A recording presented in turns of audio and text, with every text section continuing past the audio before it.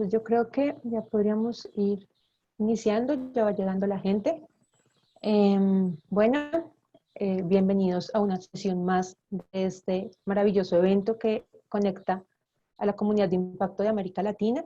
Esta sesión se llama Red de Laboratorios de Innovación Social, innovando en respuesta al COVID-19, y tenemos el placer de tener a Sofía Paredes y Juan David Martín de Laboratorio PNUD Colombia, a Luis Fernando Cervantes de Laboratorio PNUD México, a Gerson del Rosario de Laboratorio PNUD República Dominicana y a Ana Grijalva de Laboratorio PNUD Ecuador. Entonces, muchachos, todo suya el conversatorio.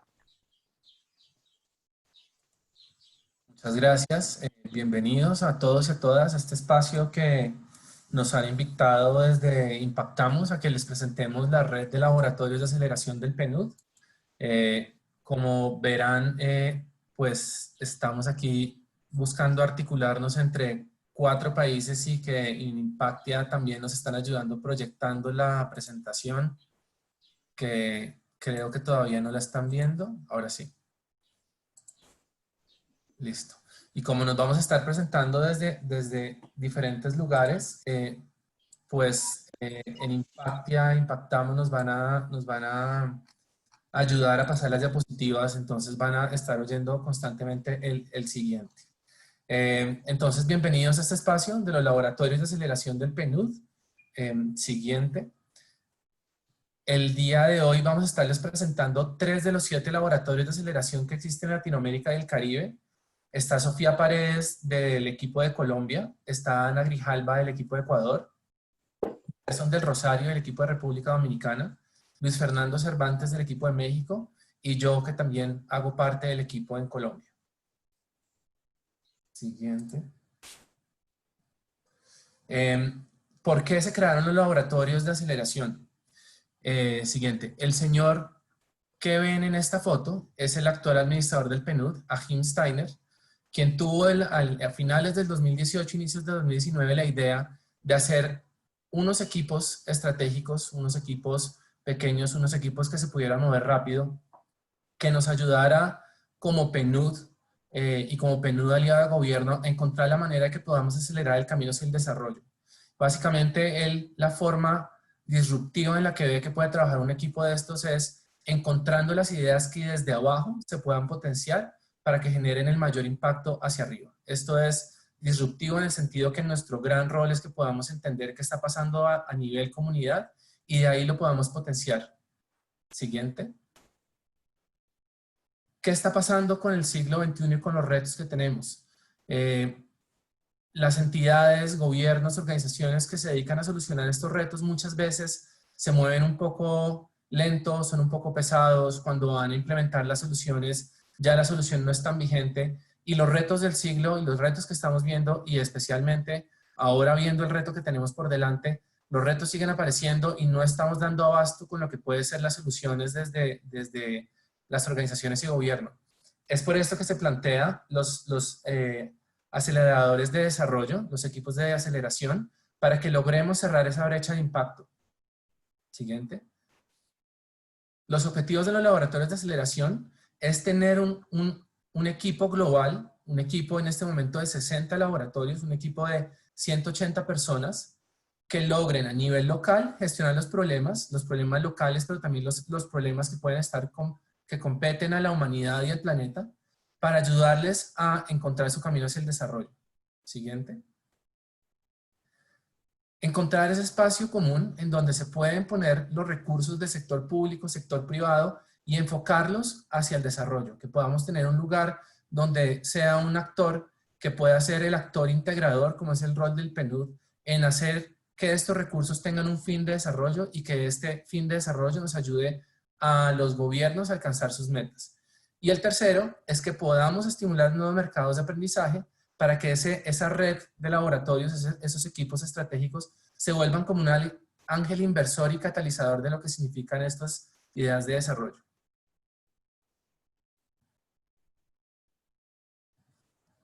Le doy la palabra a mi colega Sofía. Gracias. Ahí continuando la presentación de Juan David, en la parte de el qué, si quieres en la siguiente diapositiva, pues lo importante es entender que la misión que tienen los laboratorios es enfrentar estos retos del siglo XXI que, como explicaba Juan David, son altamente complejos y necesitamos catalizar un cambio positivo encontrando soluciones de base y compartiendo esas soluciones que realmente se ajusten a los tiempos en los que estamos viviendo. Siguiente, porfa. Un poco la pregunta también que hacemos es qué ofrecen los laboratorios de aceleración. Por un lado, somos 60 laboratorios que estamos dentro de las oficinas de país del PNUD y somos conocidos como la red global de aprendizaje más rápida sobre desafíos de desarrollo. Estamos en las diferentes regiones y la verdad ha sido una apuesta del PNUD por repensarnos como organización, tanto así que en este momento estamos abriendo 30 laboratorios adicionales, seríamos 90 laboratorios próximamente. Siguiente. Pues un poco la pregunta que nos decía es ¿qué traemos al sector de desarrollo? Pues en este momento 60 laboratorios atendiendo 78 países. Siguiente. La idea es poder acelerar el aprendizaje creando inteligencia accionable y testeando soluciones, es decir, no quedarnos todo el tiempo en la concepción de los procesos y en la concepción de los proyectos, sino realmente ver qué funciona, qué no funciona y aprender de eso para escalarlo. Lo tercero que ofrecemos es un fortalecimiento de capacidades, apoyando a tomadores de decisiones para que exploren, experimenten y también escalen sus propios portafolios. La idea de los laboratorios es que se conviertan como en un mantra, como una forma de ser, de actuar, una mentalidad que pueda ser implementada por diferentes equipos, tanto al interior del PNUD como con aliados externos. Siguiente. Pues también traemos un tema de adaptabilidad. Estamos entendiendo el cambio constante en el que vivimos y por eso el mismo desarrollo del siglo XXI debemos repensárnoslo. También pues expandiendo la forma en que la organización, es decir, el PNUD, invierte, piensa y entrega soluciones para desarrollo. Y la última que traemos sobre la mesa es estar constantemente mirando más allá del presente, mirando el futuro, escaneando lo que se viene para saber con qué podemos seguirnos moviendo en el proceso. El cómo funcionan los laboratorios, y creo que aquí es donde nos queremos tomar un tiempo para explicarles cuál es como esa mirada diferenciadora en cuanto a la acción. Lo primero que hay que entender es que estamos trabajando con problemas complejos y los problemas complejos generalmente están envueltos en un sistema. Cuando hablamos de los problemas complejos nos damos cuenta que no hay solamente una manera de verlos, no hay una sola manera de afrontarlos. Entonces estos seis elementos del sistema de los problemas complejos son los que nos permiten empezar a tener una mirada diferenciada. Y ahí es donde el nombre laboratorio empieza a tener como su mayor aporte, porque nuestro foco es en la experimentación. Es qué podemos hacer rápidamente para encontrar las soluciones que funcionan, las soluciones que generan mayor valor y qué podemos hacer para escalarlas. Entonces, rápidamente, uno de los temas es que tenemos que hacer unos análisis profundos, unos análisis de lo que es posible hacer productivamente. Tenemos que buscar la inteligencia colectiva porque nuestro foco es oír a la comunidad, oír al gobierno, oír a los aliados, qué está pasando, ellos cómo conciben las cosas. Es lograr encontrar qué reglamentación se relaciona a lo que estamos haciendo, cómo podemos hacer que lo que estamos proponiendo esté bajo un marco de reglamentación, qué estamos entendiendo desde el comportamiento, entendiendo que el comportamiento, y de pronto esto lo han visto, es una gran tendencia de cómo podemos lograr los cambios a nivel de gobierno y a nivel de organizaciones grandes, y sobre todo, y lo que aquí pues es una de las esencias de este encuentro es dónde podemos encontrar el dinero para gestionar esto. Esto es cómo podemos encontrar el método de financiación e inversión en desarrollo. Siguiente. Esta gráfica es solamente para ver un tema, por ejemplo, si hablamos de pobreza, la pobreza no es un camino único, no es una línea, no es como una cadena de valor que hay una secuencia. Cuando hablamos de problemas complejos pueden haber unos mínimos 5 o 7 nodos en donde debemos analizar qué es lo que está pasando. Para eso no podemos tener una mirada unidireccional tampoco, ni una mirada en una sola dimensión. Debemos empezar a entender qué es todo lo que está compuesto el sistema. Siguiente. Y tampoco hay una sola metodología. Cuando hablamos muchas veces, y seguramente a ustedes si les interesa esta temática, han oído otros laboratorios otros laboratorios que tienen el nombre de Laboratorio de Innovación, han oído seguramente del pensamiento de diseño, de las ciencias del comportamiento, del pensamiento visual. Nosotros lo que estamos haciendo es buscar dentro de lo que puede generar valor, dentro de ahí un espacio de talento, donde hay un espacio de soluciones, donde hay un espacio para la tecnología y un espacio para la inteligencia, cuáles van a ser nuestros puntos de enfoque. Siguiente. Y ahí es donde ustedes ven, al lado izquierdo está el sentir, al lado derecho arriba está explorar y al lado abajo experimentar. Todo esto enmarcado en lo que significa la inteligencia colectiva. ¿Qué es lo que podemos hacer para que la información que tengamos desde gobierno, desde la comunidad, sea todo parte de la investigación que podamos potenciar a través de ese portafolio de experimentos para que nos dé las soluciones que estamos buscando a los problemas y retos complejos? Siguiente. Perdón que interrumpa, pero van demasiado rápido y la información que ponen en pantalla es muy rica. Entonces, yo no sé cuánto dura el conversatorio, si es por una cuestión de organización de tiempo, pero si existiera la posibilidad de que vayan un toquecín más lento para poder integrar lo que van diciendo con lo que vamos viendo, sería como fantástico. Sí. Cualquier inquietud o comentario, por favor, por el chat, ¿vale? Es recomendable mantener los micrófonos silenciados, por favor. Igual, muchísimas gracias por tu contribución. Realmente sí sabemos que, o sea, lo que podemos mostrar, se pueden imaginar un equipo de 180 personas, lo que estamos buscando hacer desde el PNUD, lo que estamos buscando hacer para el desarrollo, pues tratamos de empaquetar de una manera como hacerles la experiencia. Seguramente si tratan de leer lo que está en la diapositiva, no lo alcanzan a hacer, pero queríamos compartir lo más que pudiéramos y que eso genere como una conversación posterior. Esto es lo que queremos, que sea una ventana que ustedes entren en contacto con nosotros, como les decíamos, y vi una pregunta. Aquí somos 4 de los laboratorios, de los 7 laboratorios que estamos en Latinoamérica, y pues ya hablarán mis colegas, pero pues la idea es que esto nos genere una nueva conversación. La forma de trabajar de los laboratorios está enmarcada en lo que llamamos el ciclo de aprendizaje y acción, en donde están estas 4 fases: sentir, explorar, experimentar y escalar. Siguiente.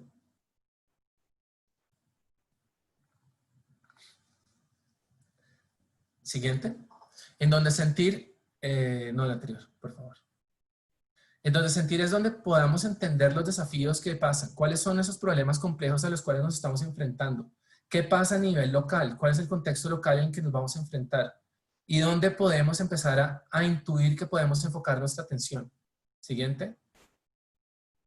Explorar es donde ya logramos focalizar cuáles son esos 5 nodos que les mostramos como en ese gran mapa de sistema, cuáles son los 5 nodos que pueden estar alrededor y podamos empezar a puntualizar cuáles son las soluciones que vamos a mirar, cuál es la información que vamos a traer, cuáles son los aliados que están relacionados que podemos vincular al proceso.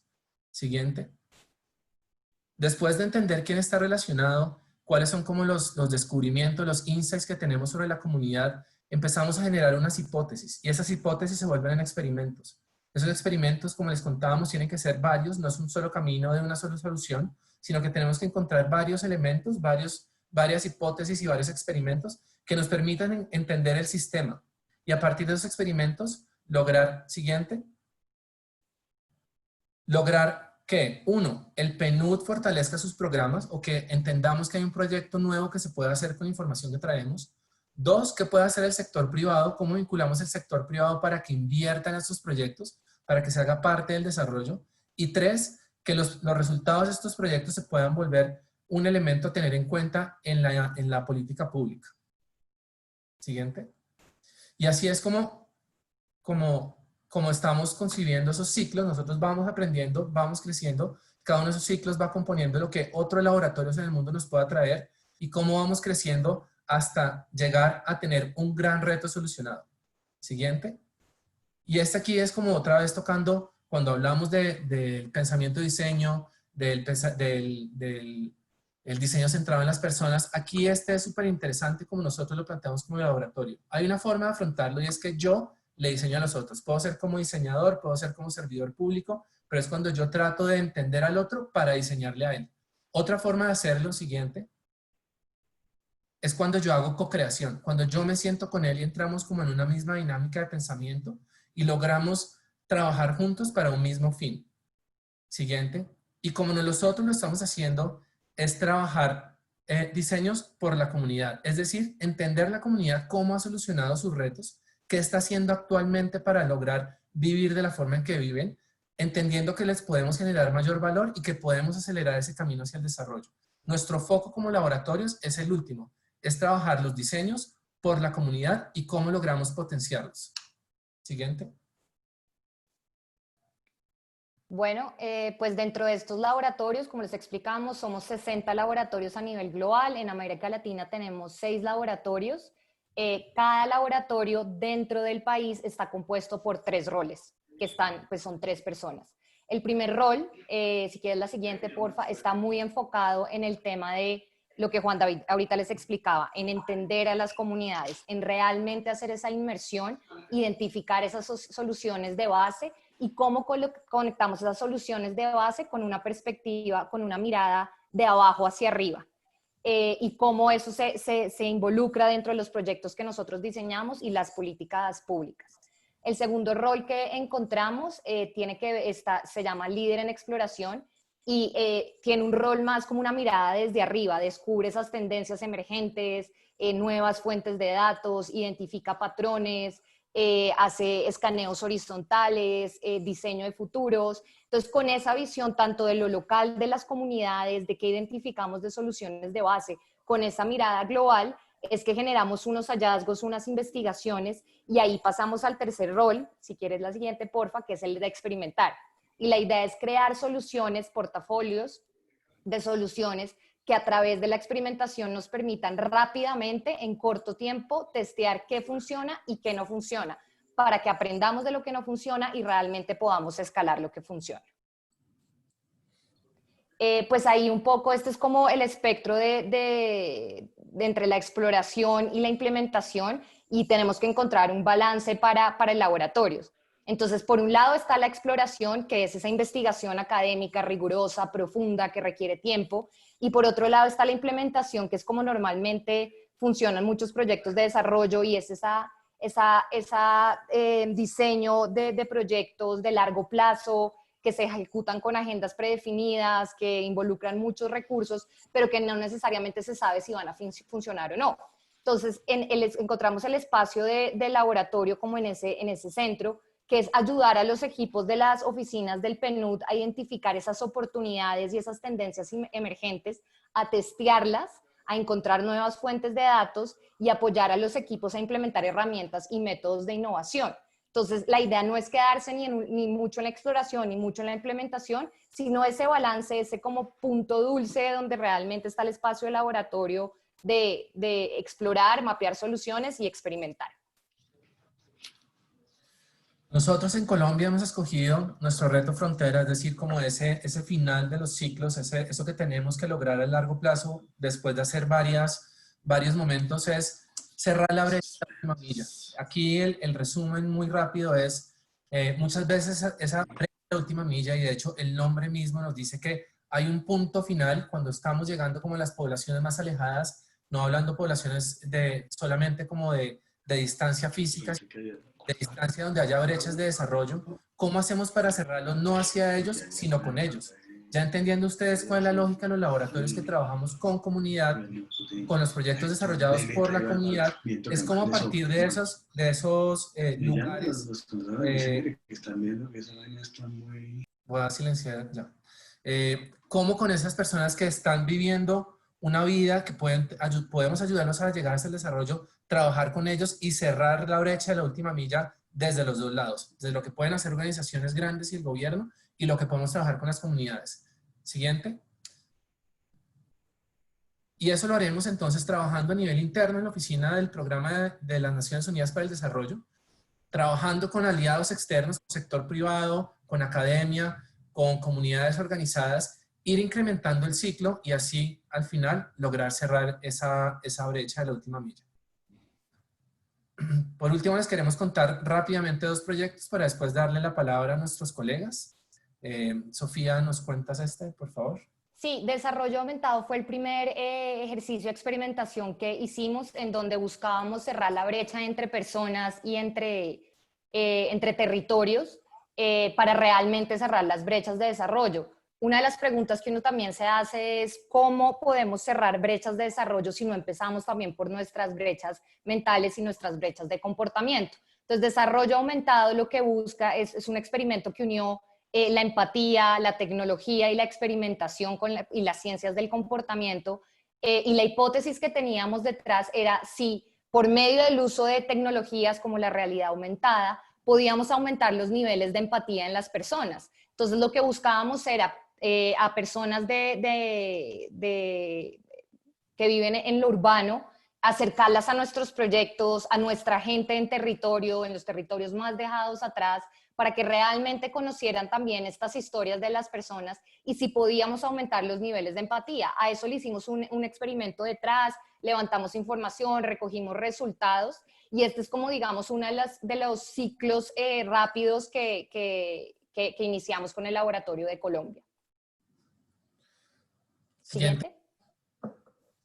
Y ahora en épocas de COVID, también teníamos que encontrar la manera de poder, uno, proteger a la ciudadanía y dos, sobre todo, qué podíamos hacer para que la población vulnerable no sufriera las consecuencias, sobre todo a nivel económico que estamos viendo que está sufriendo. ¿Qué podíamos hacer para proteger a las personas y que las personas no tuvieran que hacer o no tengan que hacer o busquemos mitigar el impacto del coronavirus protegiéndolos de la salud y sobre todo, y esto va a sonar muy particular, protegiéndonos de nosotros mismos? ¿Qué quiere decir eso?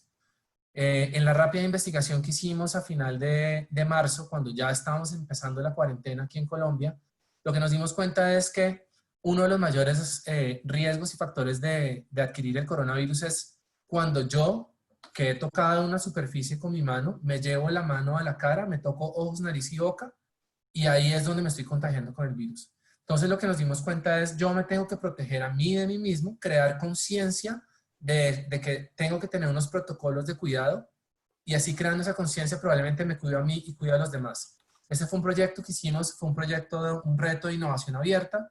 Recibimos en esta primera versión que hicimos 333 propuestas, donde se les seleccionaron unos ganadores, donde hicimos un portal que ustedes lo pueden ver en cascosdevida.co y donde lo que estamos buscando es generar esa conciencia de que yo me tengo que proteger, de que no me puedo tocar la cara y a la vez proteger a los demás si yo estoy enfermo. Entonces, esto lo estamos haciendo para que, junto con el gobierno, en un corto plazo, estamos buscando cuándo puede ser, tengamos las certificaciones necesarias para que las personas puedan tener este dispositivo, puedan salir a la calle y puedan trabajar protegiéndose. Esos son rápidamente los dos proyectos que les queríamos contar.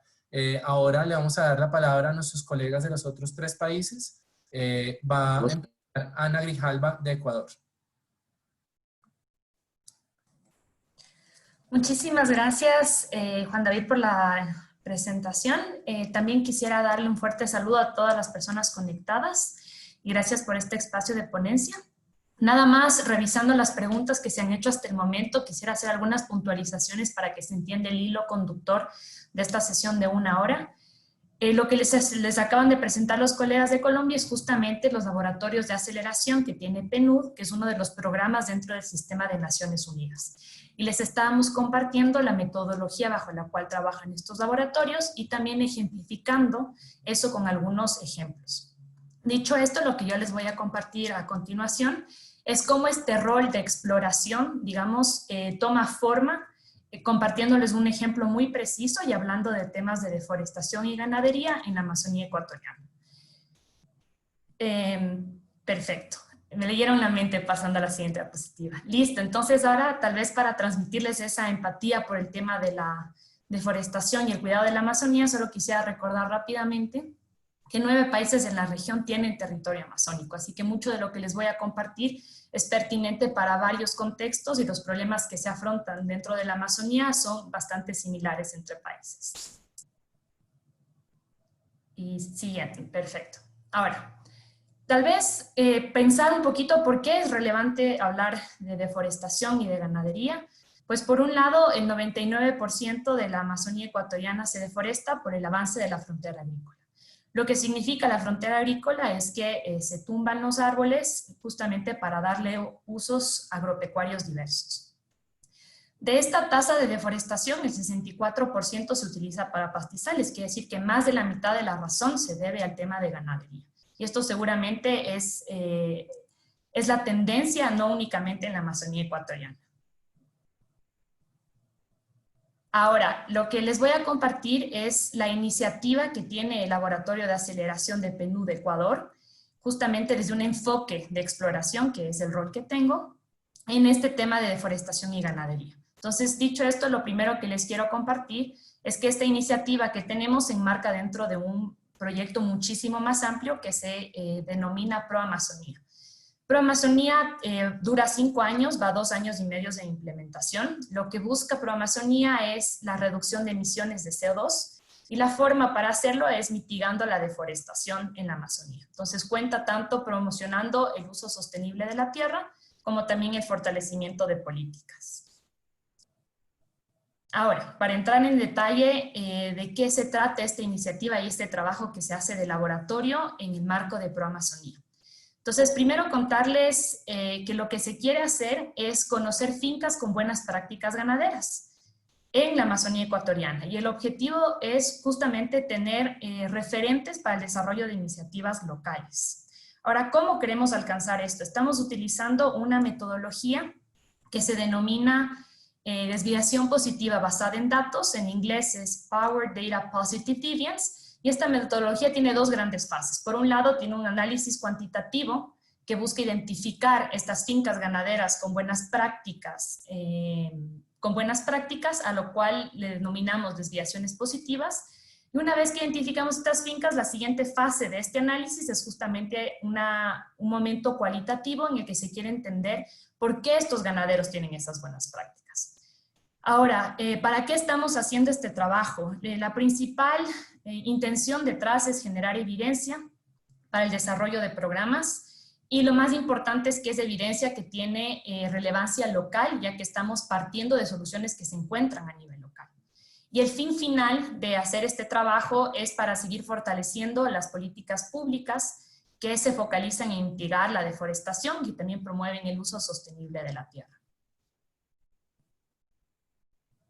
Siguiente.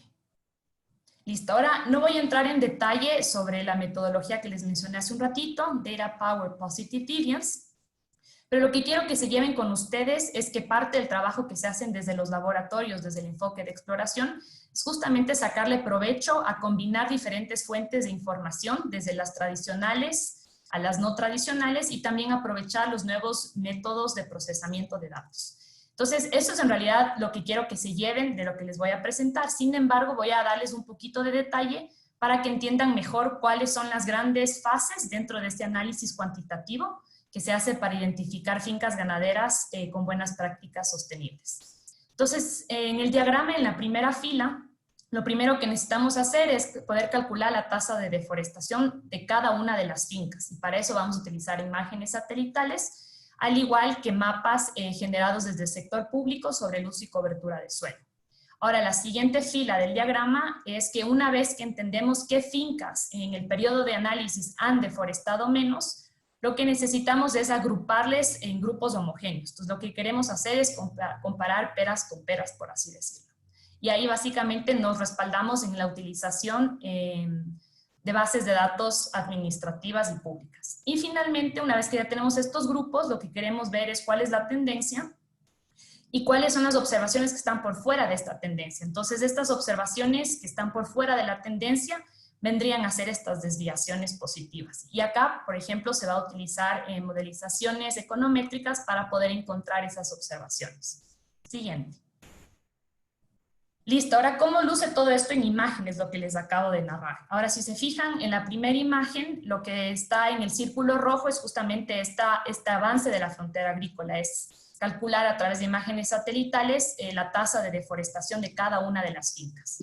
Si nos vamos a la siguiente imagen, estos círculos de diferentes colores lo que tratan de mostrar es que lo que queremos hacer es agrupar las fincas en base a las mismas características socioeconómicas y ambientales para poder comparar fincas parecidas entre ellas. Y finalmente, la última imagen lo que nos muestra es que una vez que comparamos peras con peras, ahí sí podemos identificar cuáles son las observaciones que están por fuera de la tendencia. Siguiente. Listo, ahora otra cosa importante cuando hablamos del enfoque de exploración, más allá de los datos y las metodologías, es sobre todo el tema de los aliados. Ahora quiero contarles un poquito los momentos claves y las alianzas claves que se ha tenido en esta iniciativa para que sea de éxito, básicamente.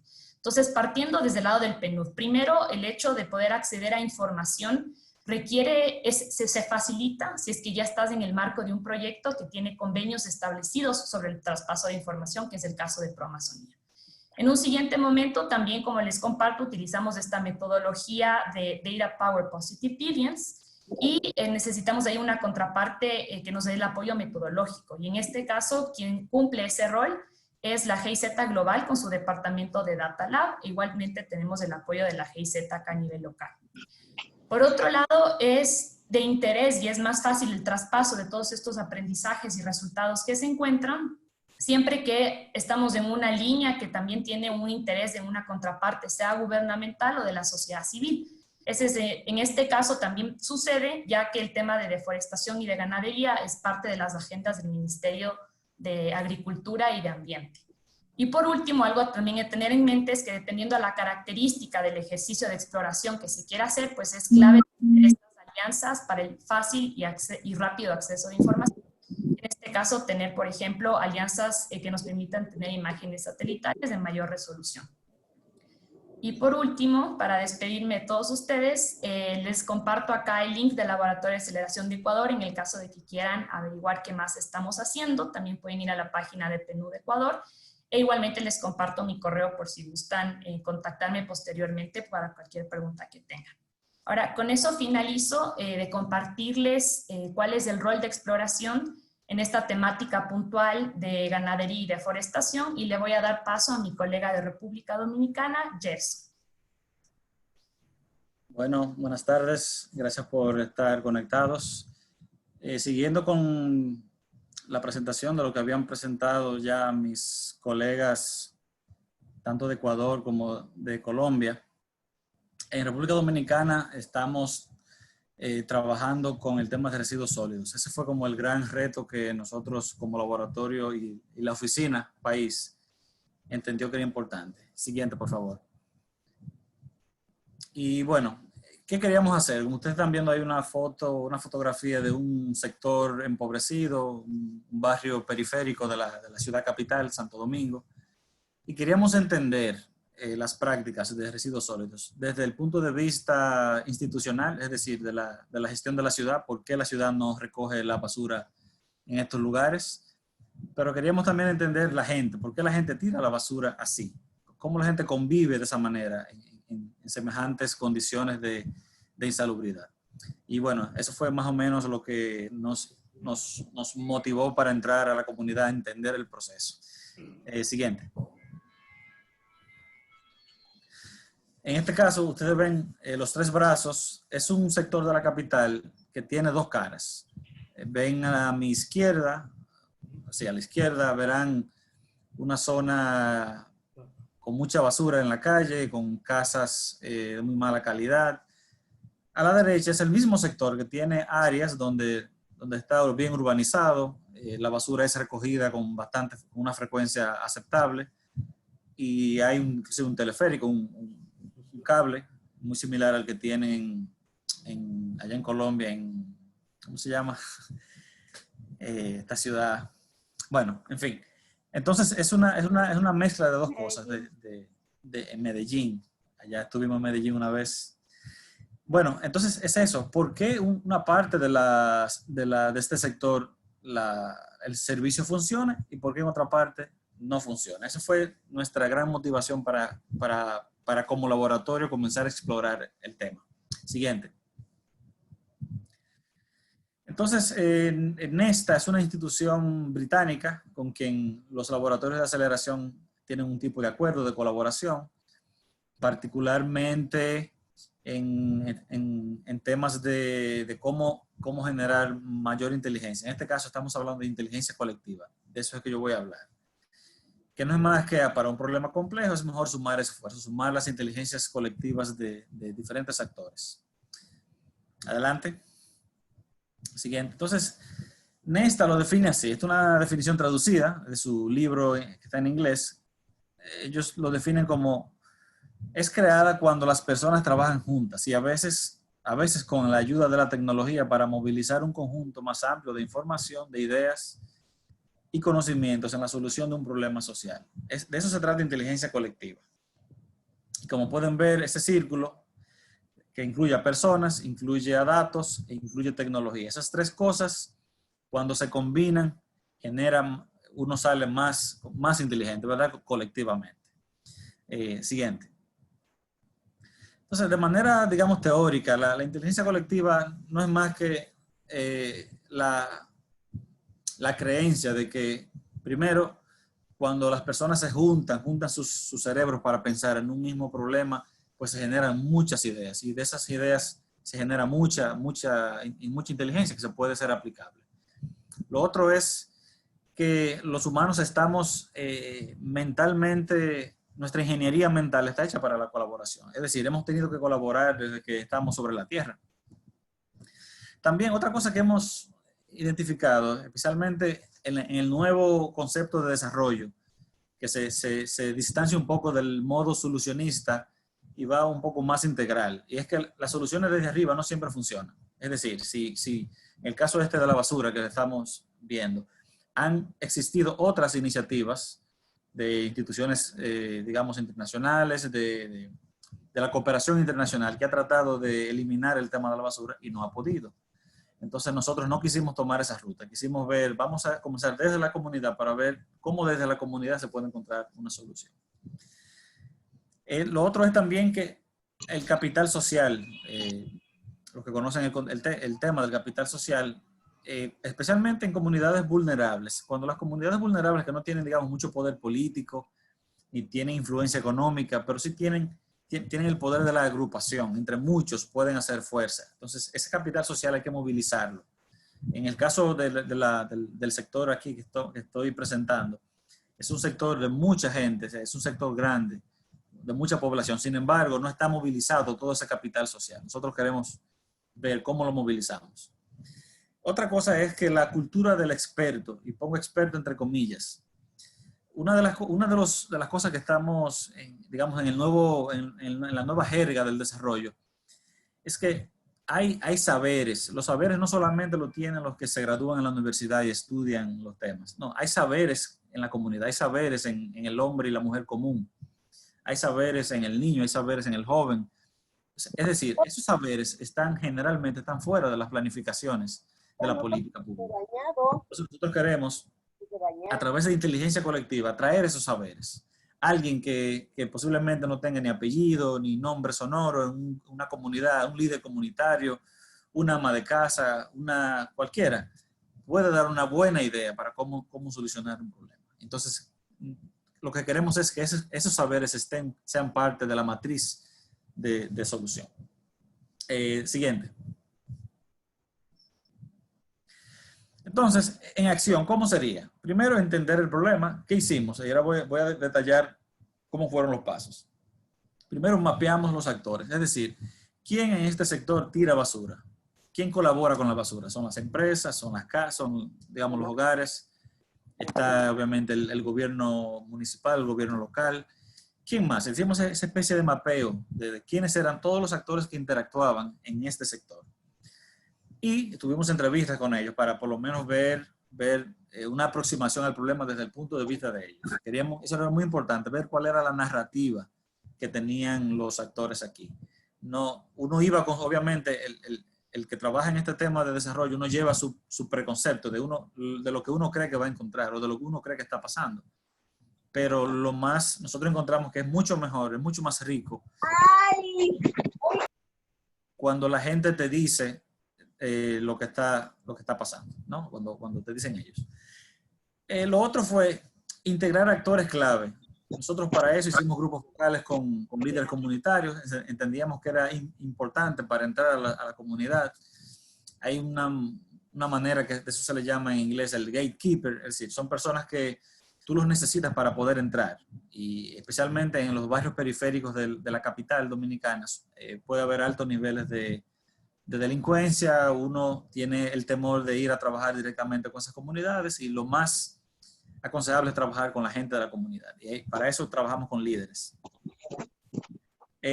Grupos focales con miembros de la comunidad, es decir, quisimos saber cuáles eran las prácticas de consumo y de clasificación, si es que había clasificación, y de cómo manejaban los residuos sólidos. Entonces ahí muchas cosas que uno se imagina desde fuera, uno generalmente el discurso de clase media a veces no entiende cómo las cosas se hacen, digamos, en los estratos socioeconómicos más bajos. Y queremos ver cómo la gente compra, cómo la gente, qué tipo de empaque pide, por qué pide un empaque, digamos, menos amigable al medio ambiente. Es decir, queremos saber esas cuestiones. Y para eso había que preguntarle a la gente. También quisimos preguntar a instituciones que ya están trabajando, ONGs, empresas que tienen, digamos, que una inversión de su responsabilidad corporativa, que la han invertido para limpiar los barrios, el río, alrededor de la comunidad, etc. En tercer lugar es identificar soluciones, es decir, qué cosas ya estaban haciendo la gente de la comunidad. Identificamos varias cosas. Una de ellas es que la gente le paga a recolectores informales de basura, pero que generalmente esos recolectores van y la tiran en lugares que tampoco son los apropiados. Habían otros tipos de soluciones más, alguna gente la quema, pero ninguna era apropiada, digamos, con el medio ambiente ni con lo que se espera de una gestión municipal moderna. Y la cuarta fase, que todavía estamos en ese proceso, es aprender y adaptar. Es decir, qué cosas aprendimos de este proceso y ahora cómo vamos a tomar esos aprendizajes para convertirlos en acciones. Siguiente. Siguiente, por favor. ¿Qué más hicimos? Hicimos una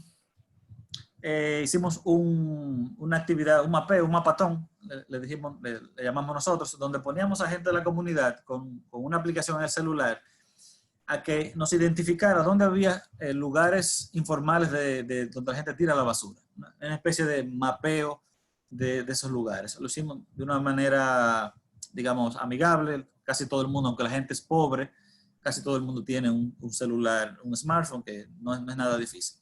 Entonces hicimos eso. Siguiente. Entonces, ¿qué aprendimos? Ya para terminar, porque el tiempo se ha ido. ¿Qué aprendimos nosotros? Primero, este ejercicio de inteligencia colectiva, más que tener soluciones en la mano, fue para aprender. El laboratorio en este momento no estaba para diseñar soluciones, sino para aprender qué está pasando y entonces para sentarnos juntos a diseñar las soluciones. Número uno, y imagino que esto puede sonar muy similar a otros países, y es que la gestión de residuos sólidos es un problema multifactorial. En nuestro caso, en Dominicana, encontramos que es institucional, es decir, fallan las instituciones que están llamadas a hacerlo bien. Es comunitario, o sea, hay comunidades que simplemente no tienen el conocimiento ni la práctica. Aquí entra la cultura, aquí entra los hábitos, aquí entra en la manera como consumimos, aquí entra la manera como nos organizamos socialmente. Pero también entre el hogar, cómo la persona ya en su casa dispone de la basura. Es una manera de cómo la gente piensa y cómo la gente está dispuesta a hacer ciertos cambios. Número dos, encontramos que cuando hay muchos intereses, en este caso de la basura hay muchos intereses aquí en este país, me imagino que en algunos contextos también. Por ejemplo, una empresa que tira digamos que contamina un río, que ahora para poder dejar de contaminarlo tiene que ser una gran inversión para poder ser, digamos, moverse a un modo de producción más sostenible, va a resistir a este tipo de cambios. Entonces, esos actores así con mucho poder, nosotros encontramos que tenemos que buscar un punto en común donde podamos trabajar para poder avanzar, porque si no, ellos van a boicotear o van a hacer más lento el proceso. Número 3, ya mencionamos un poco de eso ahorita, el capital social hay que empoderarlo desde el principio para que la comunidad como un todo tenga fuerza de negociación, tenga poder de negociación con los tomadores de decisiones. Una de las cosas que encontramos es que había una desconexión entre el gobierno municipal y las comunidades.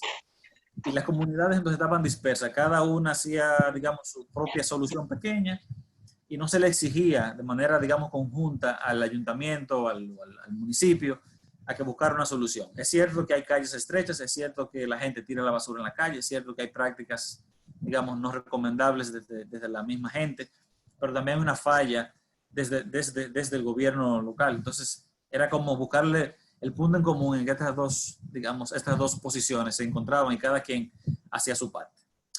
Siguiente.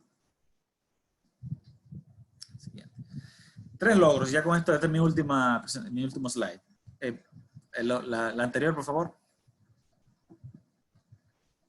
¿Qué logramos? Hasta ahora, primero tenemos un gran interés en los líderes comunitarios. Eso es primordial para poder trabajar inteligencia colectiva y para poder trabajar soluciones desde la comunidad. Segundo, no tanto el laboratorio como laboratorio, pero el PNUD está trabajando una serie de proyectos en el tema de residuos, de consumo sostenible y residuos sólidos. Entonces, hay un debate nacional, ya se está hablando mucho de eso, y eso hace que el tema tenga, digamos, tracción. Y pensamos que eso es parte del éxito del PNUD, llevando el tema tanto a niveles de foro, al foro político, pero también al debate nacional.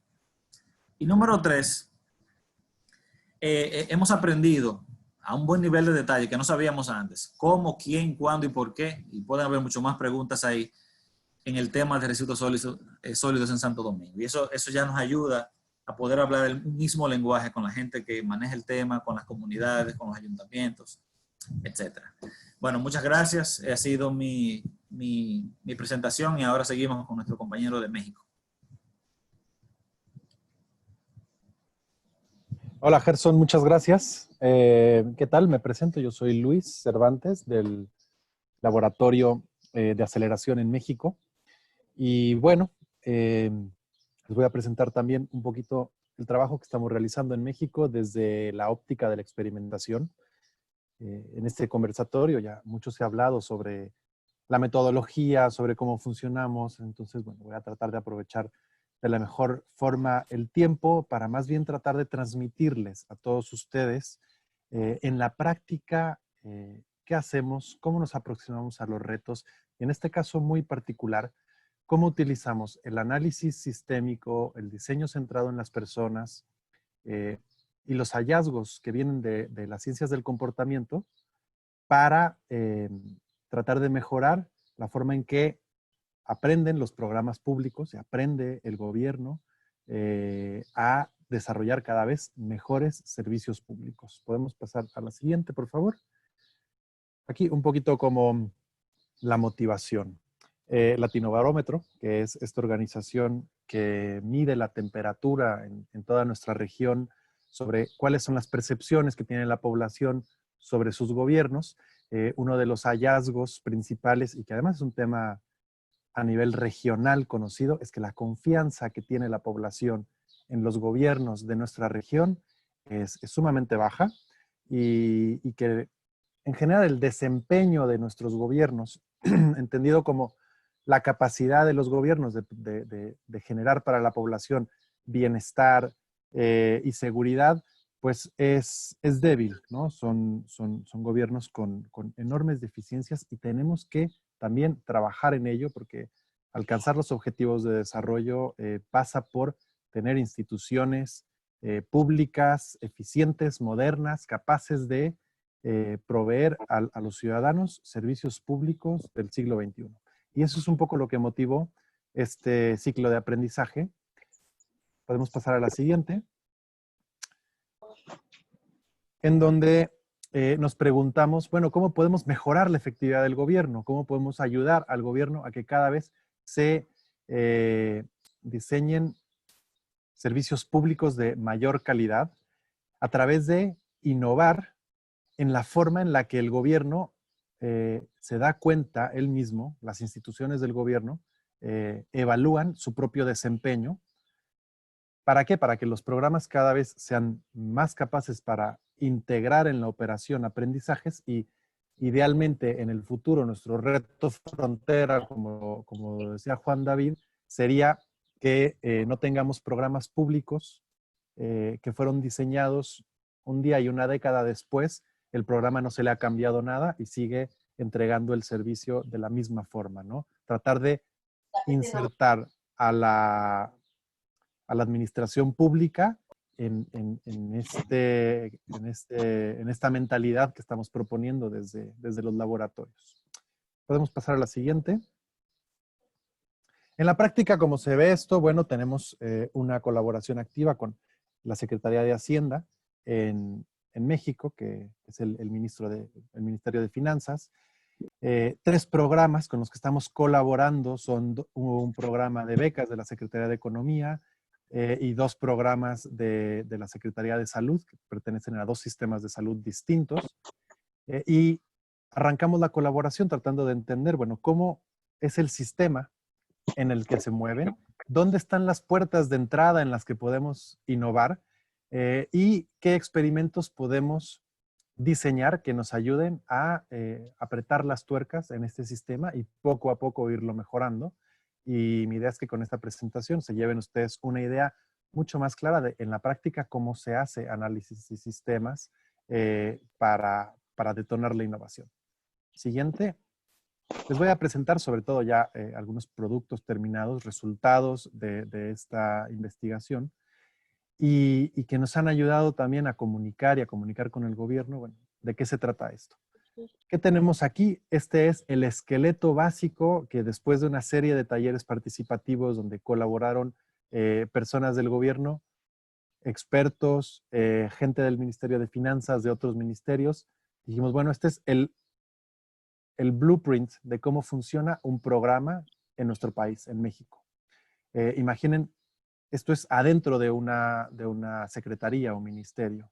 Todo programa presupuestario, ya sea un programa que otorga becas, que remodela infraestructura, que construye escuelas, que otorga dinero directamente a beneficiarios, tiene una unidad responsable, que es cualquier unidad administrativa, y tiene diferentes unidades adentro de la Secretaría con las que tiene que negociar distintos aspectos. Por ejemplo, del lado izquierdo, pues hay unidades de recursos humanos y de presupuesto con las que tiene que negociar, tener personal, tener presupuesto.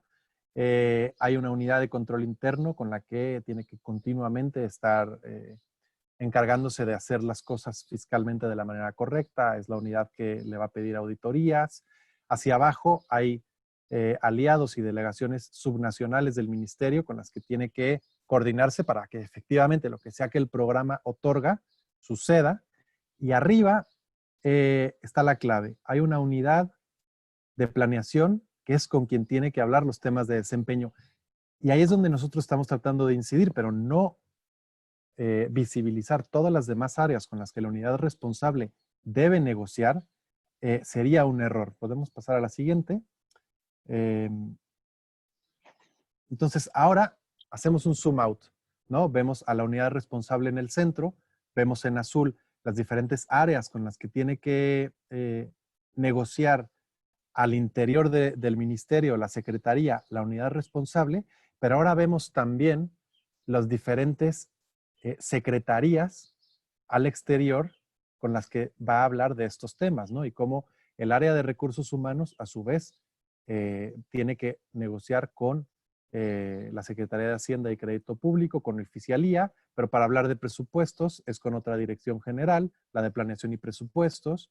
Del lado derecho vemos que para el tema de control interno y auditorías, pues hay 2 grandes instituciones en el país, que son la Secretaría de la Función Pública y la Auditoría Superior de la Federación, que a su vez crean las líneas. Y en el tema en el que nos interesa incidir, que es monitoreo y evaluación del desempeño, pues hay la Secretaría de Hacienda y Crédito Público, en particular la Unidad de Evaluación del Desempeño, que son nuestros aliados en este proyecto y a quienes ayudamos a abrir la mirada de cómo es todo el sistema, y el Coneval, todo a fin de que un programa presupuestal logre entregar la beca, el apoyo, construir la infraestructura. Y esto nos ha permitido, pasamos a la siguiente, decir, bueno, ya tenemos claro el área en la que vamos a incidir, pero a partir de ahora, sin dejar de pensar toda la influencia que generan todas las negociaciones que tiene que hacer esta unidad responsable con las demás áreas para integrarlas al análisis. Esa es la gran riqueza del análisis sistémico. Pasamos a la siguiente.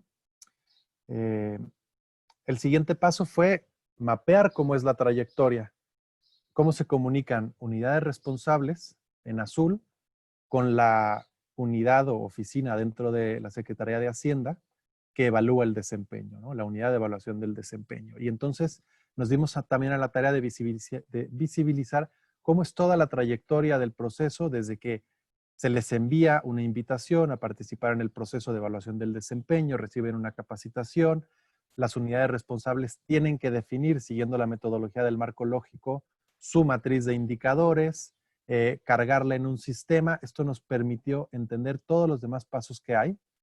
Podemos pasar a la siguiente, para, sin detenerme mucho, contarles que las primeras puertas de entrada para la experimentación están en los primeros 2 pasos. Sí, ahí dale clic un par de veces a que se llene esta diapositiva.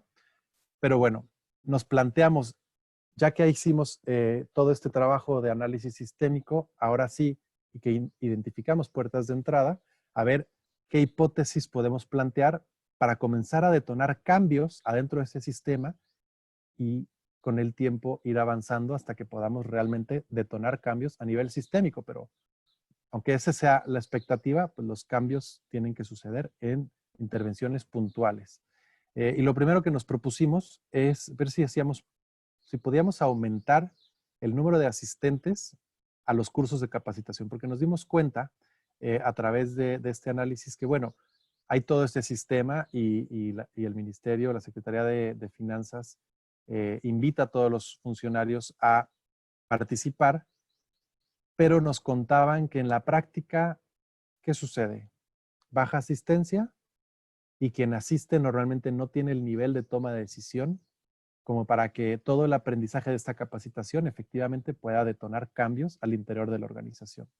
Podemos estar comprometiendo todo el sistema de evaluación del desempeño solo porque en este paso hay una falla grave que es que no asiste a la capacitación las personas que tendrían que asistir. Entonces vemos, aquí hay un punto de palanca, ¿no? Un área donde si detonamos un cambio podríamos a su vez generar cambios que se magnifican en otras áreas del sistema.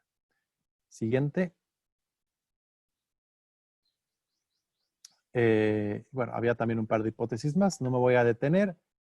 Y aquí fue donde ya comenzamos a ver qué podemos experimentar, ¿no? Pero con todo esto de trasfondo, ¿no? Que tiene que ver con haber entendido el sistema, con haber entendido la ruta que vive el servidor público y con haber identificado puertas de entrada puntuales en donde creemos que si detonamos un cambio, ese cambio a su vez puede tener repercusiones grandes. El primer experimento tiene que ver con afectar la forma en que se invita a los funcionarios públicos a recibir este curso. Desde la primera vez que vimos la carta de invitación, nos dimos cuenta que eso tenía el aire de un oficio gubernamental plano, aburrido, que habría, lo pueden ver abajo en el grupo B, habría con un párrafo enorme de normatividad y era difícil de leer en un contexto donde normalmente un funcionario público sabemos por la investigación que realizamos, destina 20 segundos a leer un email y no solo un funcionario público, un trabajador en el siglo XXI.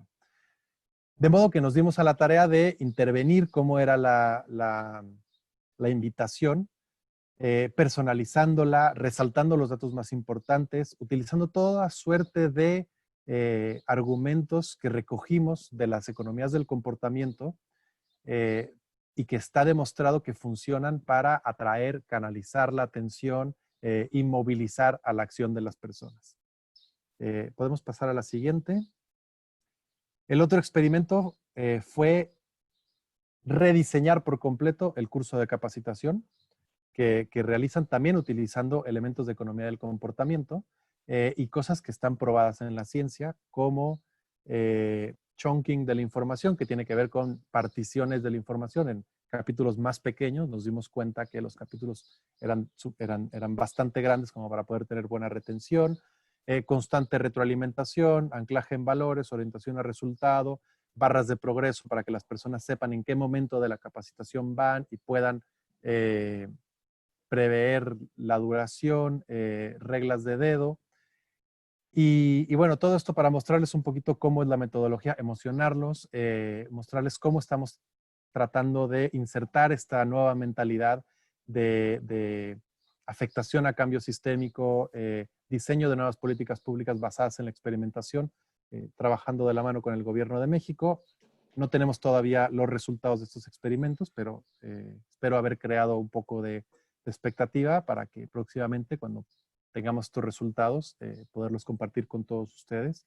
Y como les mostré en estos mapas de sistema, seguir encontrando otras puertas donde podamos seguir haciendo incidencia.